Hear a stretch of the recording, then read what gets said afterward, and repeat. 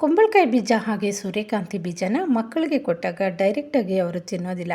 ಅದು ಹಸಿ ಹಸಿಯಾಗಿದ್ದರೆ ಅದು ಎಣ್ಣೆ ಎಣ್ಣೆ ಥರ ಇರುತ್ತೆ, ಅವ್ರಿಗೆ ಇಷ್ಟ ಆಗೋದಿಲ್ಲ. ಅದಕ್ಕೆ ಅವರು ಇಷ್ಟಪಟ್ಟು ತಿನ್ನೋ ರೀತಿ ಇವನ್ನ ಒಂದು ಕಡೆಗೆ ಸ್ವಲ್ಪ ತುಪ್ಪನ ಸೇರಿಸ್ಬಿಟ್ಟು ಈ ಕುಂಬಳಕಾಯಿ ಬೀಜ ಹಾಗೆ ಸೂರ್ಯಕಾಂತಿ ಬೀಜನ ಸೇರಿಸಿ ಫ್ರೈ ಮಾಡ್ಕೋಬೇಕು.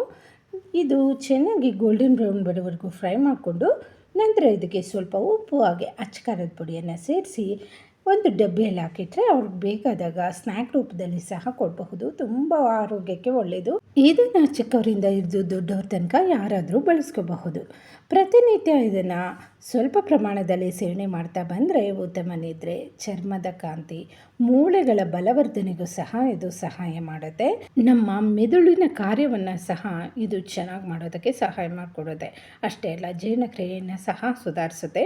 ಈ ಎರಡು ಬೀಜಗಳನ್ನು ಈ ರೀತಿ ಫ್ರೈ ಮಾಡಿಟ್ಕೊಂಡು ದಿನ ಸ್ವಲ್ಪ ಸ್ವಲ್ಪ ತಗೊಳ್ಳಿ, ಆರೋಗ್ಯಕ್ಕೆ ತುಂಬ ಒಳ್ಳೆಯದು.